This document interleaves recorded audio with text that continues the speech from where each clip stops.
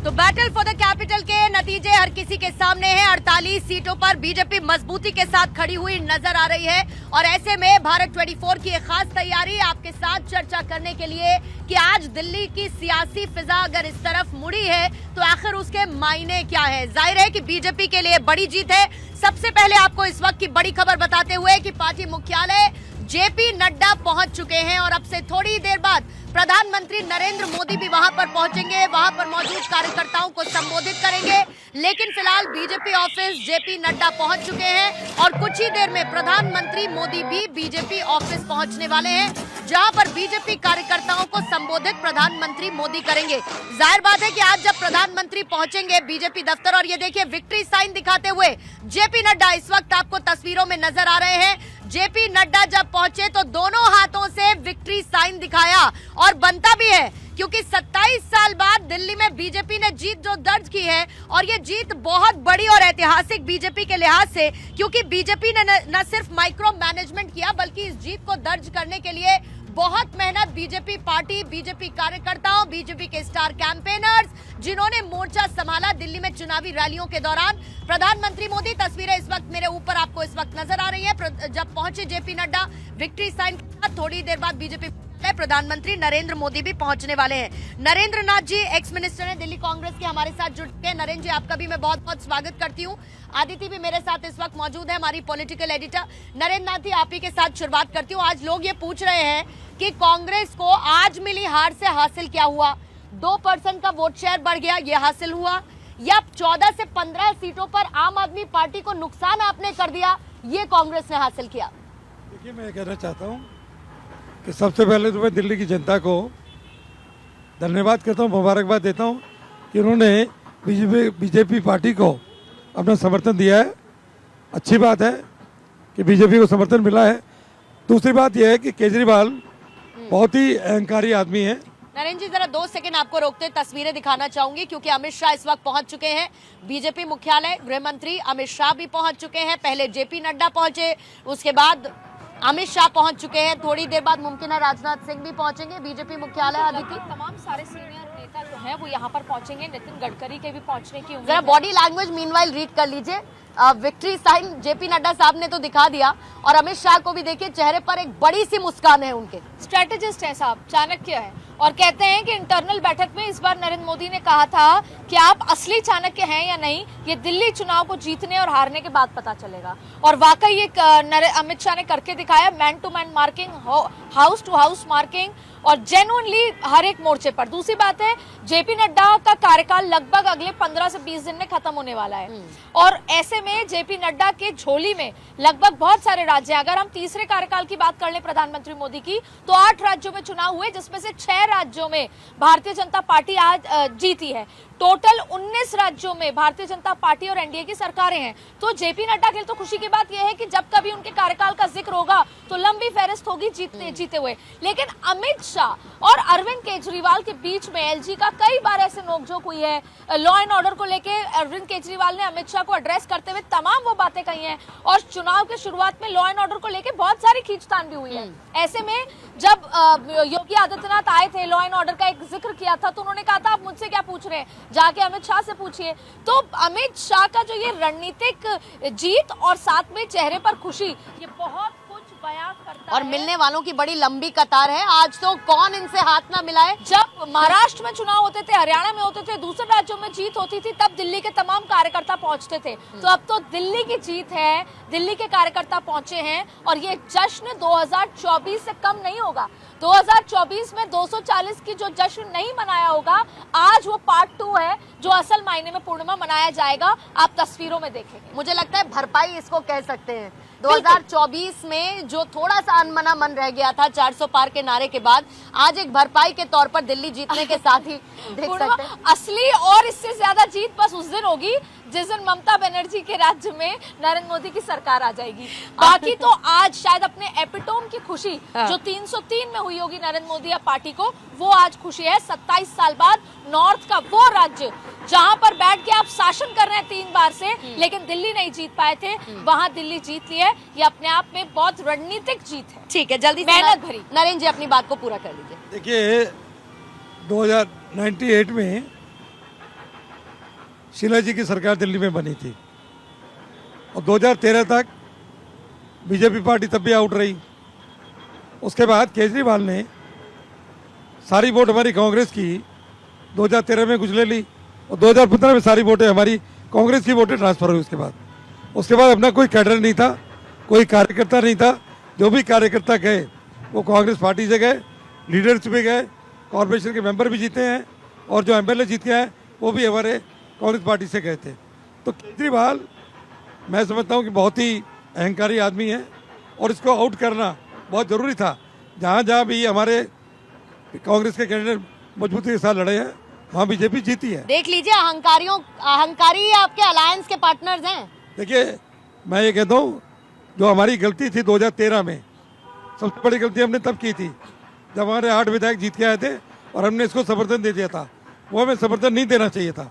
वो समर्थन देने के बाद भी मैं सोचता कांग्रेस का डिबेकल हुआ और केजरीवाल ने सारी वोटें अपने कब्जे में ले ली हमने और लोगों को फ्री बिजली, नहीं तो पानी, बिजली देकर। आपने उसकी भरपाई क्या 15 सीटों पर आम आदमी पार्टी को हराकर कर लिया आज? मैं ये कहता मन हूँ, में तसल्ली है मैं आज? ये कहता हूँ केजरीवाल हार गया, बहुत अच्छी बात है, उसको हराना जरूरी था। बीजेपी को तो हम जम्मर जी मार लेंगे। 2000 अगले चुनाव होंगे, बीजेपी को 15 साल हमने बाहर रखा है। तो बीजेपी को हमने 15 साल बाहर रखा। अब दिल्ली में सुनो, अब दिल्ली में ना दिल्ली में आगे यही बीजेपी आपको बहुत समय से केंद्र से बाहर रखे दिल्ली में आगे वाले चुनाव में बता रहे हैं बीजेपी आपको केंद्र से बाहर रखे हुए। दिनेश जी, जब मन चाहे बीजेपी को हम मार लेंगे। अब देखिए, मोदी जी भी हटेंगे और ये जी कह रहे दिल्ली की हैं सरकार भी हटेगी। आज बता रहा हूं मैं दिल्ली के विधानसभा चुनाव में दिल्ली की जनता ने स्पष्ट जान लिया कि आज भी कांग्रेस पार्टी और आम आदमी पार्टी की बी टीम है। आपको कहीं लड़ती हुई दिखी कांग्रेस पार्टी? हम लोग तो सोच रहे हैं कि जरा हम लोग तो नारायण जी बीच में नहीं बोलता, मैं तो समझ रहा हूँ, तो समझ रहा था कि कहीं ना कहीं कांग्रेस पार्टी लड़ेगी। ना तो कांग्रेस पार्टी लड़ी और ना इनके जो लड़ी ना, आपके लिए लड़ी ना, जो स्टार प्रचारक आपके लिए लड़ी। लड़ते अगर कहते थे आम आदमी पार्टी वाले की आपकी लड़ते कुछ वोट पाते तो हो सकता है नहीं भारतीय पाते, सर। नहीं, अगर लड़ते कांग्रेस के बिना अरविंद केजरीवाल जीत जाते सर। अदिति जी, आप तो भारतीय जनता पार्टी को बड़ी करीब से जानते हैं, बहुत दिन तक आपने भारतीय जनता पार्टी को कवर किया है। लेकिन अगर कांग्रेस पार्टी लड़ती तो हमको लगता है कि आम आदमी पार्टी का भी खाता न खुलता। ये दूसरे के ये भी टीम ही है। एक बात मुझे बताइए, नहीं अदिति जी एक मिनट, तो इनके स्टार प्रचारक या अध्यक्ष जी को ले लिए 3 स्टार प्रचारक, इन्होंने इसमें 1 महीने में कितनी रैलियां की आप देखिए, कब ये मैदान में आए। नंबर 2, आम आदमी पार्टी की उत्पत्ति, अरविंद केजरीवाल की उत्पत्ति कब हुई? और उनके भ्रष्टाचार से, कांग्रेस पार्टी के भ्रष्टाचार से आज ही हो चुकी देश की जनता। अरविंद केजरीवाल आए थे, कहे थे कि हम अलग तरह की राजनीति करेंगे, हम स्वच्छ राजनीति करेंगे, इतनी मोटी फाइल लेके घूमते थे।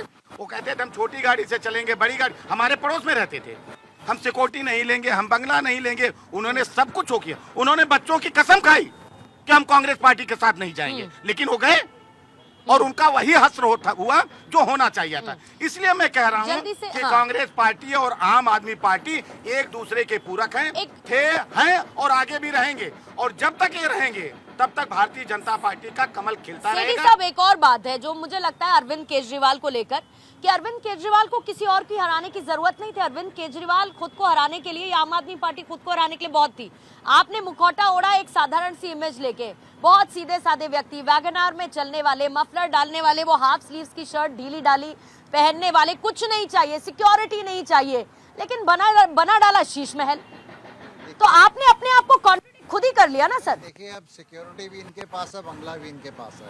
अरविंद केजरीवाल अपने साथ तो लेके नहीं गए। वो एक सीएम आवास बनाया था जिसका इतना बड़ा प्रोपेगेंडा हुआ। आज जो इनके सीएम बनेंगे वो उस आवास में रहेंगे। तो किसने कहा था कि हम बंगला नहीं लेंगे? नहीं, मैं समझता हूं राजनीति में बहुत सारी 45 करोड़ रुपए, 45 करोड़ रुपए रेनोवेशन पर सर, 45 करोड़ रुपए रेनोवेशन पर खर्च करना समस्या नहीं है सेठी साहब। आप इस डिबेट में सेठी साहब सुनिए ना, तो आप मैं और कह रही स्टेट के सीएम मैं ये कह रही हूँ, अरे सर उन्होंने ये थोड़ी कहा कि मैं सादे कपड़ों में रहूंगा, मफलर डालूंगा, मुझे कुछ नहीं चाहिए, मेरे को सरकारी बंगला। उन्होंने कहा क्या कहा हो तो बता दीजिए। देखिए, जब इंसान शुरुआत करता है तो कुछ बातों का उनका नहीं पता लगता। जिस प्रकार उन्होंने सिक्योरिटी की बात करी, उनके ऊपर अटैक करा गया।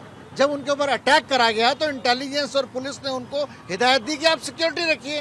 जो हालात बदलते हैं ये कोई बड़ा मुद्दा नहीं है, यार, मुझे ये लगता कोई है इतना बड़ा आजकल- मुद्दा मुझे नहीं लगता है है आजकल जिसके ऊपर देखिए, डिस्कस किसी करें। की भी राजनीति कभी खत्म नहीं होती, वो वापस भी आते हैं जाते भी हैं। पॉलिटिक्स ऐसी चीज है। मुझे लगता है आज के दिन पूरी आम आदमी पार्टी को और कांग्रेस को ये चिंतन करना चाहिए कि अगर उनको राजनीति में आगे बढ़ना है तो कैसे आगे बढ़ना है। हर आदमी अपनी हार से सीखता है। कांग्रेस से कम 2013 की गलती 2025 में मानी तो सही, वो हर चीज लेट मानते हैं। 2019 की गलती वो 29 में मानेंगे। लेकिन ये अदिति कितना क्रूशियल था कि एक तरफ अरविंद केजरीवाल थे।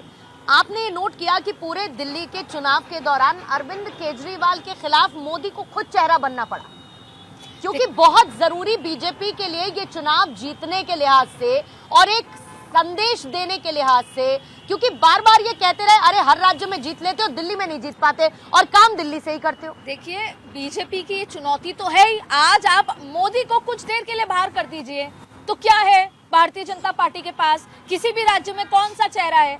नरेंद्र मोदी को मैदान में उतरना पड़ा, योगी आदित्यनाथ को 14 रैली करनी पड़ी और पूरी दिल्ली बीजेपी को minute to minute Amit Shah को बताना पड़ा कि आपको क्या करना पड़ेगा, वरना ये जीत तो हो ही नहीं सकती थी बीजेपी के एग्जिस्टिंग दिल्ली वाले संगठन के साथ। तो अरविंद केजरीवाल ने ये चुनाव बहुत चुनौतीपूर्ण बना दिया था कि पूरी की पूरी भारतीय जनता पार्टी को कमर कसनी पड़ी, खास तौर पे जो दिग्गज हैं। आरएसएस ने शाखाएं लगाई, आरएसएस ने घर घर जाकर बात की, महिलाओं के साथ बातें हुई, इसके अलावा झुकी झोपड़ियां हुई, इसके अलावा आपको पूरा इनकम टैक्स आप देखिए 12 लाख का स्लैब तक करना पड़ा। आपको सब कुछ करना पड़ा अरविंद केजरीवाल को सत्ता से बाहर करने के लिए। तो ऐसा नहीं था कि अरविंद केजरीवाल, ये जो अग्नि परीक्षा अरविंद केजरीवाल के साथ साथ खुद नरेंद्र मोदी की भी थी। लेकिन भारतीय जनता पार्टी की खूबी ये है कि वो निकाय का चुनाव लड़े या देश का चुनाव लड़े, वो पूरी ताकत के साथ हर मोर्चे पे साम दाम दंड भेद के साथ लड़ती है चुनाव जीतने के लिए। तो उसकी जो मेहनत है उसकी टक्कर में अभी कोई कहीं नहीं है। जैसे कांग्रेस का जिक्र आता है कि ठीक है हम तो 10 सीटों पे लड़ेंगे, ठीक है हम तो अभी इतना ही करेंगे, ठीक है अभी राहुल गांधी की तबीयत ठीक नहीं है 2 दिन बाद जाएंगे। ऐसा भारतीय जनता पार्टी में नहीं होता। आपकी तबीयत ठीक है या नहीं है, आप जाएंगे अगर आपने समय दिया है तो जो भारतीय जनता पार्टी की जो मेहनत है ना, उसके सामने अभी कोई पॉलिटिकल पार्टी खड़ी नहीं है। मुझे लगता है आम आदमी पार्टी, कांग्रेस दोनों को अपने आगामी कार्यकर्ता और अपने आगामी भविष्य के लिए, और प्रधानमंत्री मोदी ने अपनी जितनी भी 5 रैलियां की उसमें लगभग 178 बार शायद आम आदमी पार्टी का नाम लिया, कांग्रेस का नाम लिया और खुद मोदी मोदी कहते हुए प्रधानमंत्री ने अपना नाम भी कई बार लिया। और अगर प्रधानमंत्री के स्ट्राइक रेट को आप निकाल कर देखेंगे तो प्रधानमंत्री मोदी के चेहरे की मौजूदगी की वजह से आज बीजेपी का ये जो नंबर टैली पर रिफ्लेक्ट हो रहा है। लोकसभा में राष्ट्रपति के अभिभाषण के रिप्लाई में आप जकूजी की बात की प्रधानमंत्री ने, क्या उसके अलावा आप और तमाम उन सब की बात की। तो प्रधानमंत्री नरेंद्र मोदी और बीजेपी को पता है अपॉर्चुनिटी अवेल कब करनी है, कैसे करनी है, और चाहे कोई कितने मेम्स बनाए, कोई कितनी बात करे, उनको चुनाव जीतना था, उन्होंने जीत के दिखा दिया और वो भी बम्पर जीत करके दिखा दिया। सर, आत्मविश्वास में और ओवर कॉन्फिडेंस में, कॉन्फिडेंस और ओवर कॉन्फिडेंस में शायद वही अंतर होता है कि जब शुरुआत अरविंद केजरीवाल ने की थी और आज जब अरविंद केजरीवाल हार गए। लेकिन कांग्रेस कहीं किसी मोर्चे पर ओवर कॉन्फिडेंस का शिकार हुई या ये मान के चल रही थी कांग्रेस की हमें बस इस बात पर फोकस करना है कि आम आदमी पार्टी को जहां जहां हरा पाए और दूसरा अपना वोट परसेंटेज हम बढ़ा पाए? बिल्कुल आप ठीक कह रहे हैं। हमारा ये आइडिया था कि वोट परसेंटेज बढ़नी चाहिए। अगर वोट परसेंटेज 2% बढ़ी, 2.5% वो बात की बात है।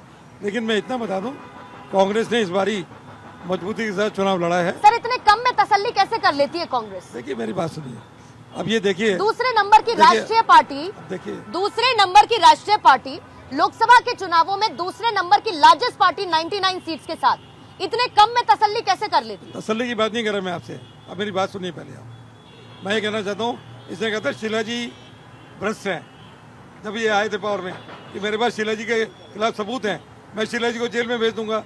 अरे भाई शीला जी जेल में तो नहीं गई, लेकिन केजरीवाल साहब तुम जरूर जेल में चले गए। शराब घोटाले के अंदर बहुत बड़ा घोटाला है, ये छोटा मोटा घोटाला नहीं है। और केजरीवाल ने घोटाला किया, ये साबित हो गया, दिल्ली की जनता ने उसको नकार दिया। इसलिए और जहाँ कांग्रेस मजबूत थी, मजबूत चुनाव लड़ी, वहाँ बीजेपी जीत गई है। तो मैं तो ये कहना चाहता हूँ कि केजरीवाल साहब जो भी अपने को कहते हैं मैं ईमानदार हूँ, शायद इससे बेईमान आदमी कोई दिल्ली में आज तक ना कभी मुख्यमंत्री बना है और ना कभी को आएगा। और जहाँ तक गठबंधन का सवाल है, हमारा गठबंधन था, इसे मानते हैं, लेकिन फ्यूचर में आगे कोई भी इससे गठबंधन हम नहीं करेंगे, हम सेल्फ चुनाव आगे भी लड़ेंगे। रहेगा सर, अलायंस का तो पार्ट है ही, आप अलायंस से खुद को अलग कर रहे हैं क्या? क्यों, हम क्यों करेंगे अलग? तो आम आदमी पार्टी कर नहीं, लेगी। आम आदमी पार्टी करेगी, हम क्यों करेंगे? अच्छा, आम आदमी पार्टी अलग कर लेगी। सेठी साहब, ये तो बहुत भविष्य की बात है, आम आदमी पार्टी उससे खुद को अलग करेगी या नहीं वो एक अलग बात है, लेकिन शराब घोटाले की जिस तरीके से आरोप अरविंद केजरीवाल पर लगे, उस वक्त उस दौरान अरविंद केजरीवाल ने आके कहा कि कोई कुछ भी कहता रहे, मैं जनता पर छोड़ता हूँ, जनता ये तय करेगी कि मैं ईमानदार हूँ या नहीं हूँ। तो अब आप बता दीजिए, कल से अरविंद केजरीवाल को ईमानदार कहना है या बेईमान कहना है? देखिए, चुनाव में हार जीत तो होती रहती है, लेकिन अगर 3 बार अरविंद केजरीवाल पहले चुनाव जीते हैं तो इसका मतलब क्या बीजेपी भ्रष्टाचारी थी? नहीं, तब उन्होंने थोड़ी कहा था ये। कहने की बात अरविंद नहीं है। केजरीवाल ने देखिए, कहा ना सर, चुनाव जीतना मतलब कोई- he is not a man चुनाव ऑफ हिज जीतना कोई वर्ड्स, पैरामीटर नहीं इज है। ही नॉट अ मैन चुनाव ऑफ हिज जीतना वर्ड्स? कोई ईमानदारी का पैरामीटर नहीं है। तो यानी सिर्फ चुनाव कहने के लिए कहा देखिए, जाता है? नहीं, मैं देखो यानी कि एक आप बात की तारीफ कहने के करता लिए हूँ, कहा जाता है? भारतीय जनता पार्टी का जो पार्टी डिसिप्लिन है, जो एडमिनिस्ट्रेशन है और जो उनका स्टैटिस्टिक्स है चुनाव लड़ने का, उसके सबको सीख लेनी चाहिए। क्योंकि जो पार्टी डिसिप्लिन है और पूरी ताकत झोंक के, वो पूरी ताकत, चाहे छोटे से छोटा वर्कर हो चाहे प्रधानमंत्री हो, पूरी अपनी ताकत झोंक के, चाहे भी आप कहिए किसी तरीके से बाय हुक और क्रूक और जैसे भी उन्होंने पूरी ताकत ये जोड़ी। क्रूक क्या है, जरा दिनेश जी इसको आप बताइए। और दूसरा मैं आपको एक सवाल और पूछती हूँ, बहुत लोगों के मन में ये सवाल है, किसी ने ऐसे ही कह दिया कि अरे अब तो अरविंद केजरीवाल जेल चले जाएंगे, सत्ता निकल गई, अब तो मनीष सिसोदिया जेल चले जाएंगे। तो फिर किसी ने जवाब दिया ना, अब नहीं जेल जाएंगे, अब नहीं जेल जाएंगे क्योंकि दिल्ली की सत्ता से बाहर हो गए हैं। अब ये बता दीजिए कि अरविंद केजरीवाल की भी धुलाई वॉशिंग मशीन में हो जाएगी या उनके ऊपर जो केस चल रहा है, जो कार्रवाई चल रही है, वो वैसे ही अदालत में रहेगी जारी? पूर्णिमा जी, अरविंद केजरीवाल के ऊपर से केस हटा नहीं है, अभी वो जमानत पर है और सब जानते हैं कि जमानत पर कितने दिन आप बाहर रह सकते हैं। तो जब उनको अदालत चाहेगी तब वो फिर अंदर चले जाएंगे। और ये लोग वो लोग हैं, जाना चाहिए, मैं कह रहा हूँ। अभी कह रहे थे कि नहीं, हमने भरोसा नहीं किया। ये लोग तो जहाँ से आम आदमी पार्टी की उत्पत्ति हुई थी, हम लोग भी काम करते थे, उस समय युवा मोर्चा में काम करते थे, अदिति जी हम लोगों को कवर करती थी। जब राजनीति बदलने के लिए आए, बड़ी भीड़ जाती थी रामलीला मैदान में, जंतर मंतर पर जाती थी कि आएंगे एक अलग तरह की राजनीति करेंगे। ये जिन जिन लोगों के साथ आए, अन्ना हजारे के साथ आए, उन्होंने उनको बाहर कर दिया। इनके साथ किरण बेदी आई, उनको बाहर कर दिया। प्रशांत भूषण आए, उनको लात मार के बाहर कर दिया। जितने इनके फाउंडर मेंबर थे, एक एक करके इन्होंने सबको बाहर कर दिया। और सिर्फ अरविंद केजरीवाल अपने लिए कैसे वो पार्टी के कर्ता धर्ता अधिष्ठाता बने रहे। इसी में से मेरा एक सवाल अदिति निकलता है, तो क्या पॉलिटिकल एस्पिरेशन होना गलत बात है? क्या बड़ी बड़ी पार्टीज के बीच में अपनी एक पार्टी बनाना और उसके लिए एस्पिरेशन रखना गलत बात है? क्या एक कम समय में इतनी बड़ी पार्टी और राष्ट्रीय पार्टी का दर्जा पाना, देश की राजधानी में लगातार सरकार बनाना, पड़ोसी राज्य में सरकार बनाना, गुजरात हरियाणा जैसे राज्यों में चुनाव लड़ना, फिर ये गलत बात है क्या? बिल्कुल, देखिए जो अरविंद, आपने बहुत वैलिड पॉइंट उठाया। अरविंद केजरीवाल ने जिस तरीके से शुरुआत की, लोगों ने दोनों हाथ फैलाकर उनका स्वागत किया था। अरविंद केजरीवाल का एक लकूना तो ये था कि जो उन्होंने कहा वो दर्शाया नहीं गया। उन्होंने कहा पैंट शर्ट, जो जिक्र कर रहे हैं, उन्होंने घर ली, लेक्सस गाड़ी चलती रही, ये जो चीजें हुई ये उनके लिए लकूना हुआ। अगर ये कहा जाता है कि मैं जेल गया, देखिए आज भी लोग भले ही शराब घोटाले पर उनको बेईमान माने या ना माने, वो अभी प्रूफ भी नहीं हुआ है, लेकिन ये जरूर मानते हैं कि ये आम आदमी नहीं है, ये जरूर मानता है। तो ये सबसे बड़ी बात है। तो आपको राजनीति एस्पिरेशंस होना कोई बड़ी बात नहीं है, बड़ी पार्टी बनाना कोई बड़ी बात नहीं है, लेकिन आप जो कहें और जिस बातों पर आपको चुना जाए, उन बातों को आगे तक ले जाना है। जो नरेंद्र मोदी महंगे कपड़े पहनते हैं, लेकिन अदिति उतना असहज शायद कांग्रेस भी बीजेपी को नहीं कर पाई जितना आम आदमी पार्टी ने किया है। एब्सोल्युटली। और इसीलिए नरेंद्र मोदी से लेकर अमित शाह से लेकर अभी पिछले 12-13 सालों में किस तरीके से आना पड़ा। इस बार नरेंद्र मोदी का ये कहना था कि अगर इस बार नहीं जीते दिल्ली तो कभी नहीं जीत पाएंगे, और अरविंद केजरीवाल ममता बनर्जी से भी बड़े लीडर बन जाएंगे। दूसरी बड़ी बात है, आपने बाहर का जिक्र किया था कि आपने कहा पॉलिटिकल पार्टी, क्या जब नरेंद्र मोदी आए तो मार्गदर्शक मंडल नहीं बना? सीनियर नेता मार्गदर्शक मंडल में नहीं गए? सुनिएगा, वसुंधरा राजे जो इतनी सीनियर लीडर थी, राजस्थान से साइडलाइन नहीं हुई। शिवराज सिंह चौहान को मुख्यमंत्री जिताने के बाद, उनके अध्यक्षता में मध्य प्रदेश की सरकार में जीतने के बाद क्या दिल्ली नहीं बुला लिया? रमन सिंह को क्या साइड नहीं किया गया? तो देखिए बात है कि आलाकमान क्या चाहते हैं। असल बात बीजेपी की है स्ट्रॉन्ग लीडरशिप, डिसिप्लिन पार्टी और बहुत ही ज्यादा स्ट्रॉन्ग, क्योंकि पार्टी बहुत सारी जगह पे है। अगर यहाँ भी कमजोर होते तो यहाँ भी अराजकता होती। तो अरविंद केजरीवाल की एस्पिरेशन में कोई कमी नहीं थी, जनता के प्यार देने में कोई कमी नहीं थी। अरविंद केजरीवाल ने जो कहा वो दर्शाया नहीं, मिरर नहीं किया, ये उनकी गलती थी। बाकी आरोप लगते हैं, आते हैं, जाते हैं। भारतीय जनता पार्टी में तो वॉशिंग मशीन की तरह धुल जाते हैं। लेकिन बात यह है कि आप जो कहें और जिस बात पे जनता आपको सिर माथे बिठाए, कम से कम उसको तो निभाना चाहिए था। दिनेश नहीं, सिर्फ मैं एक बात से इत्तेफाक अदिति जी से नहीं रखता हूँ कि देखिए, भारतीय जनता पार्टी में आपने कहा हम मार्गदर्शक मंडल में गए, कोई बाहर नहीं चला गया, पार्टी छोड़ के कोई बाहर नहीं गया। समय समय पर सबकी भूमिका बदलती रहती है, चाहे पार्टी हो चाहे परिवार हो। सर, मैं नहीं, आप कभी समझ कभी गए जो मैंने कभी कहा वो आप कभी समझ कभी गए बस। बेटी की भूमिका में और भी आप यहाँ होते बैठे हैं, सब लोग कभी समझ आप गए माँ सर। की भूमिका में होती हैं, अलग अलग भूमिका होती है। और भारतीय जनता पार्टी आप भी कह गडकरी रहे जी के हैं दिल से पूछिए सर। अनुशासित पार्टी है। अगर आज गडकरी जी कहाँ हैं? सबसे कहाँ बढ़िया है काम सर? करने वाले केंद्रीय मंत्री माने जाते हैं और पूरा देश उनके काम की तारीफ करता है। आज सर, वो वो भारतीय कहाँ जनता होना में चाहिए पार्टी में था और वो भारतीय कहाँ है? जनता पार्टी के राष्ट्रीय अध्यक्ष रहे। अब सीएम को भाई देखिए, दो चीजें हैं। नहीं, आप इन्होंने वही सवाल वही पूछ सवाल। लिया जो मैं तो आपसे आप पर- पूछती, बिल्कुल। क्योंकि CM ये सवाल तो आज भी CM पूछा जाएगा बिल्कुल, कि बहुत चेहरा सही। कौन। देखिए, सीएम ना बिल्कुल देखिए, मैं आपकी आम बात आदमी बता रही पार्टी से तो कम सीएम नहीं बनाने जा रहे हैं हम, भारतीय जनता पार्टी का ही सीएम होगा। और दो एक चीज और अदिति जी, देखिए तीन तरह की पार्टियां इस देश में हैं।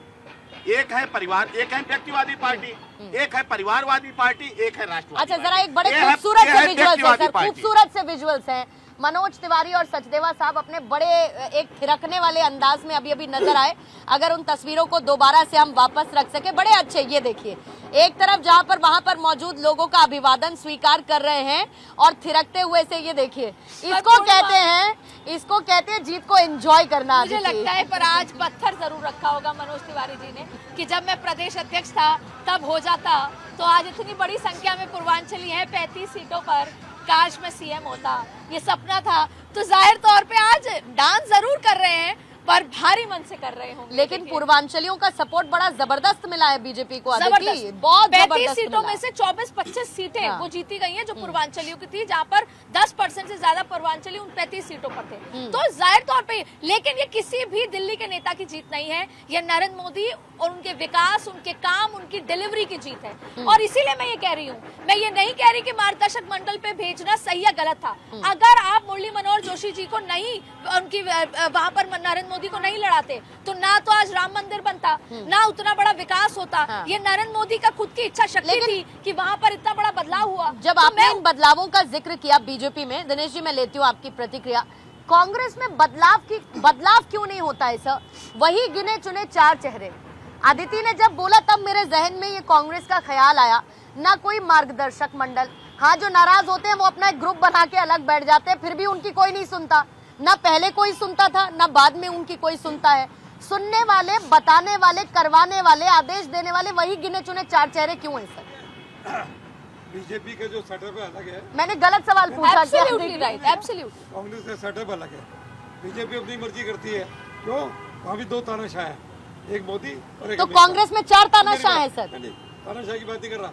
कांग्रेस सबको साथ लेके चलती है। किस किस को? ये सबको साथ सर लेके मिलियन चलती डॉलर क्वेश्चन है, ये है। बताइए, किसको छोड़ा कांग्रेस ने? बताइए। केसी वेणुगोपाल, अजय माकन, राहुल गांधी के अलावा इस पार्टी में कोई फैसला ले सकता है तो वो सोनिया गांधी होंगी। प्रियंका गांधी खुद नहीं ले सकती इस पार्टी में आदिति फैसला। जी, मैं एक चीज कह रहा था पूर्णिमा जी, जहाँ से बात करते हुए नारायण जी, एक मिनट। केसी वेणुगोपाल अपने देखिए- घर में कई बार उनका बस चले सीडब्ल्यूसी की बैठक ले देखिए, जो भी फैसले होते हैं कांग्रेस प्रेसिडेंट मिस्टर खड़गे लेते हैं, प्रेसिडेंट। अरे वो भी और तो है उसके बाद सर, उनको तो हम उसके भूल ही बाद उसके बाद Rahul Gandhi leader of the opposition है, ये दोनों मिलकर फैसले लेते हैं। पूर्णिमा जी, बाकी आप जो कहें उत्तर दे रहा तो और उसी में सबकी स्पष्ट हो सबकी जाएगा। समझ से फैसला मैंने लिया कहा, जाता है। नरेंद्र जी, मैंने कहा एक व्यक्तिवादी पार्टी हमारे बाएं तरफ खड़े बैठे हैं, एक परिवारवादी पार्टी हमारे दाहिने तरफ बैठे हैं। जरा मुझे सुनिए, अरे जरा सुनिए, वही बता बीजेपी परिवार वाली पार्टी नहीं है। अरे बताइए, बता रहा हूँ मैं, इसका लड़का एमपीएल नहीं है, इसका लड़का एमपीएल नहीं है, एमपी नहीं है। बीजेपी वाले भी तो वही है। अरे पहले आप सुन लीजिए, बीजेपी- अगर सुनेंगे तो उत्तर अच्छा दे पाएंगे नरेंद्र जी। दिनेश जी, आप मैं कह रहा हूँ confused मत आपका होइए। निर्णय जो है, आप- आपके यहाँ निर्णय अरे ये अरविंद आम केजरीवाल आदमी करते पार्टी हैं। से नहीं है सर, सॉरी। आम आदमी पार्टी से नहीं है सेठी साहब। दो करते हैं। आपको महसूस हो रहा होगा वो एक अलग आप- बात है, पर है नहीं। और दूसरी तरफ कांग्रेस पार्टी जो कह रही है, भैया जब से राहुल गांधी आए हैं तो कांग्रेस पार्टी के लिए राहुल साबित हो गए हैं। आप ग्रहण अच्छा देख लीजिए, अरे भाई, ये जरा सुन लीजिए, मैं कह रहा तो हूँ अभी तो राहुल है। आप परिवार से आगे, जब वो तक राहुल परिवार गांधी से दोनों आगे हैं। नहीं आप जाएंगे तब से कुछ नहीं होगा। सबसे पुरानी पार्टी। अरे भाई, देखिए हाँ, नहीं नहीं एक अब इस पर एक अंदर मिनट अब इस पर चर्चा करेंगे तो अभी तो आप बताएंगे क्या आपको। चाहते हैं दिनेश जी, आप क्या चाहते हैं कि राहुल गांधी कांग्रेस को छोड़ दें? नहीं उसको भी नरेंद्र मोदी चलाएंगे, ऐसा तो नहीं हो सकता मैं ना। पूर्णिमा जी चाहता हूँ भारतीय जनता पार्टी का नेता होने के नाते कि विपक्ष हमारा मजबूत रहे। मैं चाहता हूँ कांग्रेस पार्टी सबसे बड़ी, और कांग्रेस समाप्त हुए, आम आदमी पार्टी की उत्पत्ति हो गई।